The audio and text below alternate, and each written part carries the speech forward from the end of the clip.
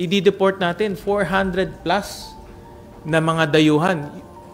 Nagrereklamo na yung PAOK dahil araw-araw pinapakain nila ito. Araw-araw binibigyan ng medicine. Yung mga kababiihan na may anak, araw-araw pati anak pinapakain. In deportation, tayo pa magbabayad noon. No? At yung haba ng proseso, dahil hindi naman kaagad tinatanggap ng China o ng Vietnam, may proseso rin yun. So habang nandito sila, pinapakain natin. Ang balita ko, one deportation process will cost you about 90 million pesos.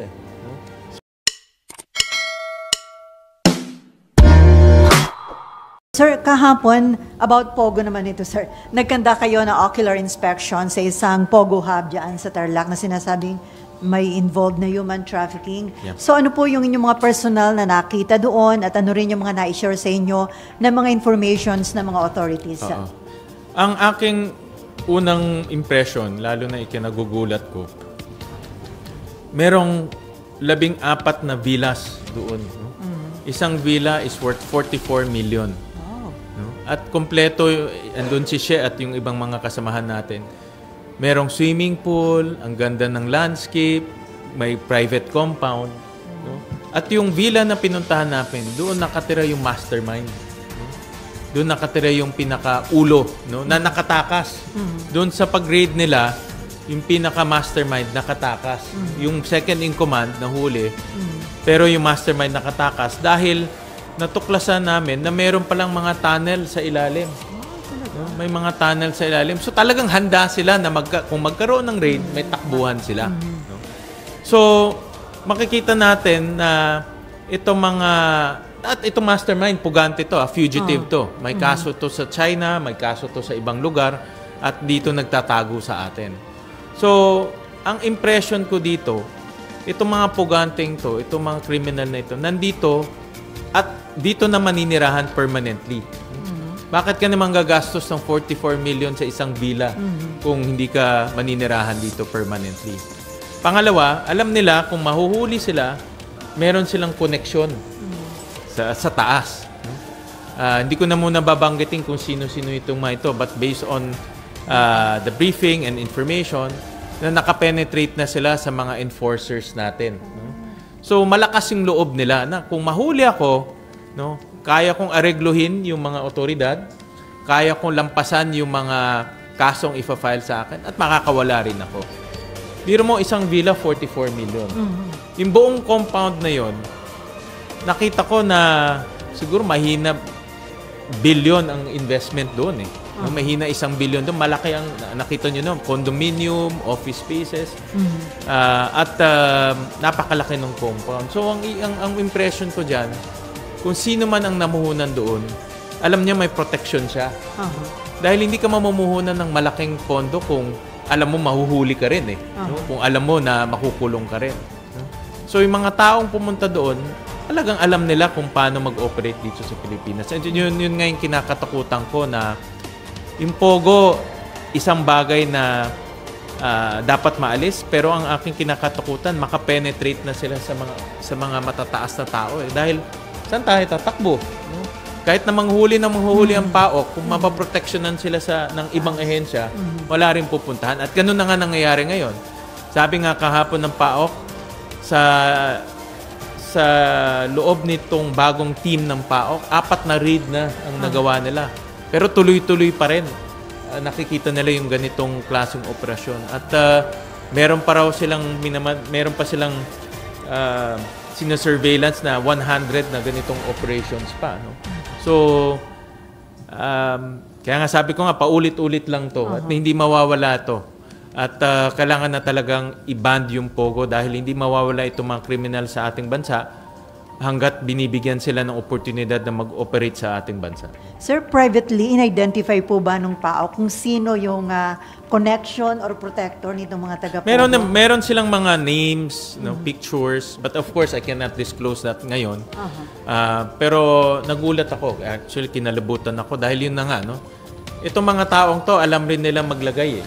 Alam rin nila manuhol. Alam rin nila sino kakausapin. No? At malaki yung pera na umiikot, kaya meron din silang kakayahan na gawin itong mga ito.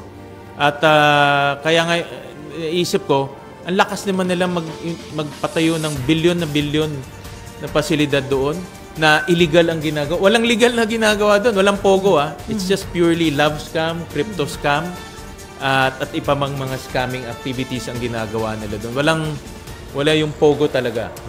Wala yung gaming. Puro Pero scam. registered sila as pogo. They are duly registered sa ilalim ng PAGCOR. Merong PAGCOR office doon na pinuntahan namin, pinakita ng PAOK. Merong 24/7 PAGCOR personnel na nandoon. Pero nakalusot pa rin itong scamming activity nitong Shuyan Technologies. So yan, permanent na pinasara itong zoo yan? Yes, permanent nang pinasara ito. At in the process na ngayon ang gobyerno na i-seize yung asset dahil yung mga ganitong mga krimen, pwedeng kunin ng gobyerno yung asset, no? Para hindi na magamit ulit sa hindi magaganda. So sir, kinonfirm din ba ng mga authorities yung possible connection nila sa mga LGUs like yung naging allegation nyo sa isang local executive na kaya nakakapagpatuloy? Hindi, to be honest, hindi nila kinonfirm because of course very careful rin sila. Pero maraming dokumento na nagko-connect dito sa local government unit, no? In particular yung local chief executive nila. Bigyan ko kayo halimbawa, yung electricity bill nakapangalan pa doon sa local chief executive. Yung ilan sa mga sasakyan nakapangalan. No? So, kaya hindi mo maalis sa isip natin na mayroong connection. No? But of course, sa hearing, bibigyan naman natin ng oportunidad lahat na magpaliwanag at ma-explain nila kung bakit nagkaganito. So after the ocular inspection, magkakaroon ng hearing? Yeah, magkakaroon. I think nakaset na ito this first week of May. Pero sir, sabi nyo nga, parang paulit-ulit lang ito magiging problema sa Pogo. Kahit na ipasara, meron pa rin nandyan, tapos involved pa rin sa iba't ibang criminalities, pero walang action kasi ang executive. So, determinado ka na ba na mag-file ng proposed bill para i-repeal na lang yung batas na nag-a-allow dito sa Pogo? Yeah, yun ang aming sinusulat ngayon. No? But we're determined. Ang kagandahan ngayon sa lower house, meron ring isang bill banning Pogo. No? So, sasabay tayo doon. Pero kami in the process na kami of filing that. Dahil hindi talaga titigil to. At ang aking kinakatukutan, yung mga pugante, mga fugitives ang nandito, no? Criminal syndicates. Nakita nga namin kahapon, marunong sila mag-operate. Hindi sila yung mga pupunta lang dito, magpapatay. Alam nila yung kalakaran ng bansa natin. Very organized sila. No? At yan ang mga klaseng taong nandito sa atin. At walang pakialam, no? sa katahimikan ng ating bansa. So sir, wala na talaga kayong naasahan from the executive na sila yung mag-ban dito? Well, I hope, no? Ako umaasa pa rin na ang executive mabuksan yung kanilang mga mata na itong Pogo walang kabutihan na ibinibigay sa atin, kundi kahiyan ang binibigay sa atin. In fact, maraming mga international news agencies pinapakita itong Pogo at scamming at human trafficking na nangyayari sa ating bansa. Marami na ako nakita sa YouTube. So, hindi kabutihan ang nakikita natin dito, kundi kahiyan ang dinadala na itong Pogo sa ating bansa.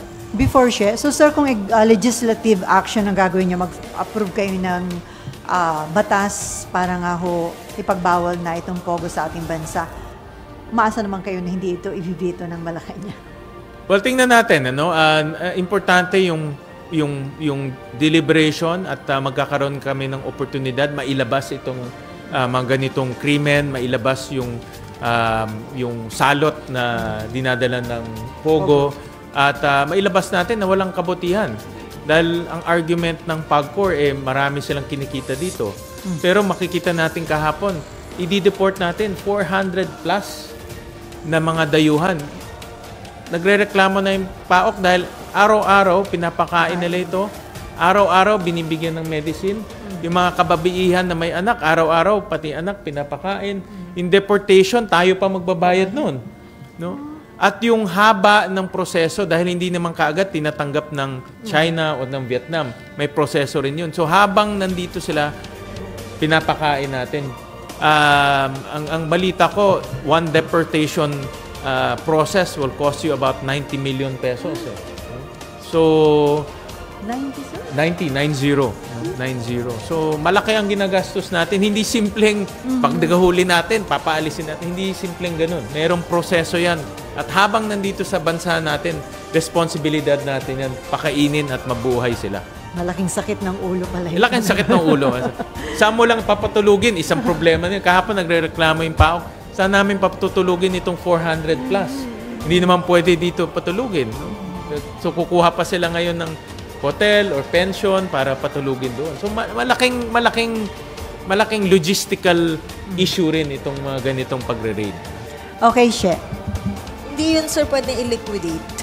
Ay, reimburse pala. Oo, i-reimburse. Meron Yung naman- honest question na. Pwede naman. Ang in fairness naman sa PAOK, they respect the human rights aspect na hindi naman pinapabayaan. No? But ang punto ko lang, yung ganitong paghuli at pag-deport, hindi libre. May gastos rin sa atin. So, krimen na dinala nila, tayo pagagastos para paalisin sila. Hindi dapat embassy ng China. Hindi. Tayo ang gagastos. Sir, clarify ko lang, yung 90 million per batch, per person. Per batch, no? On the average yan, siya. On the average, no? Tapos, sir, can you also walk us through tunnel, although na-mention yun kahapon yung tunnel, going to where yung tunnel? Ang balita ko kahapon, hindi namin nakita yung tunnel, no? Kasi they're still gathering evidence. Yung tunnel connected sa mga ibang villa. No? So, connected sila. Yung villa naman, merong pinto na palabas ng compound. No?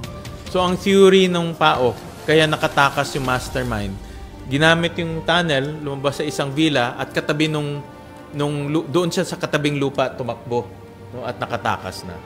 Okay. Tapos, sir, can you give us an idea when you said enforcers, as high as what position, engage in what kind of service?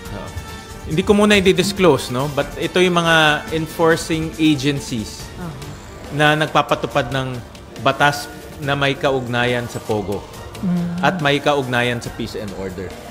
I won't name them right now dahil under investigation, but when the time comes, no, ilalabas rin natin yan, especially during the hearing. Can you tell us, I mean, just the position from the lowest to the highest? No, actually hindi nga yung lowest, it's from middle to high yung information. Dahil yung lowest parang pwede naman utusan ng high . So, ang theory nitong mga POGO, dumiretso na kami sa taas. At dahil kung anong sabihin ng mga nasa baba, kaya naman palitan ng mga nasa taas. Magagaling sila. Alam nila yung kalakaran dito sa ating bansa. At magkano daw, sir, yung money involved? Million ng ano. Sir, paano yun? Para lang mas ma-picture namin. Parang ano yun? Parang illegal numbers game din na merong parang monthly allowance being given to certain meron din ganon. Ganon? Ang base sa mga briefing namin, may monthly allowance at may mas malaking suhol pag may raid. Yun ang balita namin. Mas malaking suhol pag may raid. Pag may raid, pipigilan ni raid . Pipigilan ni raid. So, mas malaking suhol. So, para mapigilan ni raid, magsusuhol ulit sila o maglalagay ulit sila. And mas malaki rin, sir, pag na-aresto at may palalabasin. Yun hindi na kami umabot sa ganung kadetalye, pero hindi malayo yun, hindi malayo yun. Okay, She. From TV5. Sir, how are they able to acquire yung property, yung villa? Did they use mga That's a very good fake question. documents? The owner of the property is the current local chief executive.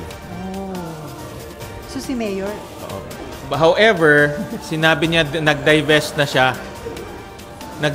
siya nung after siya naging mayor. So sir, kaya nakapangalan pa din yung mga electricity bill. Yun ang under kanyang the name. argument. So, bigyan ko kayo ng timeline. On paper, ang Baofu, andun si local chief executive. Nung nanalo siya, wala na yung pangalan niya doon sa Baofu land. Kakatingin ko lang yung dokumento. No? So itong property na ito, na-develop nung yung pangalan niya nandoon pa sa Baofu land. So that's the modality kung paano na-acquire yung property. Yung vehicle, sir? Yung vehicle, maraming vehicle. Isa o ilan doon ay nasa pangalan niya. So, but that's further investigation pa. No? Pero sir, meron... Doon sa bagong may-ari. So, sir, Bigyan ko kayo ng isang, kahapon nagulat rin ako. May isang sasakyan doon. Ang brand niya yung Mercedes Maybach. Isa yun, mahina, 100 million. So... 100 million? Yeah. So, sir, kapag nag-hearing... So, nakikita nyo yung perang umiikot. No? At yung obviously, nagda-drive nung Maybach na yun, yung pinaka... isa sa mastermind, kasi may mga masterminds. Isa sa mga masterminds. So, si Mayor, isa sa mga pangunahing papatawag sa Senate hearing, sir? Ito para mabigyan siya na rin ng oportunidad, mapaliwanag niya yung kanyang side. Alam ko nagsalita siya sa media, but importante na on record, ma-explain niya rin kung paano nagkaganon. Okay, Raymond, may tanong ka.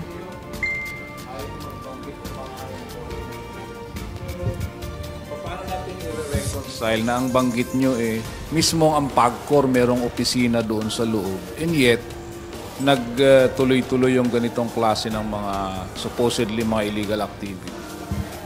Well, yun ang isa rin na tinanong ko kahapon sa press briefing. Ano nangyari? No? May PAGCOR 24/7 operation doon.